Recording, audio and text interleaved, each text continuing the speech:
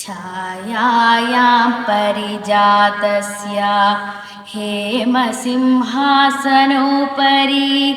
आसीनमम्बुदश्यामा आयताक्षम् अलङ्कृतं चन्द्राननं चतुर्बाहुं श्रीवत्साङ्गितवक्षसं रुक्मिणी सत्यभामाभ्यां सहितं कृष्णमाश्रये। कृष्णो रक्षतु मां चराचरगुरो कृष्णं नमस्ये सदा। कृष्णानेव सुरक्षितोऽहमसकृत् कृष्णाय तुभ्यं नमः।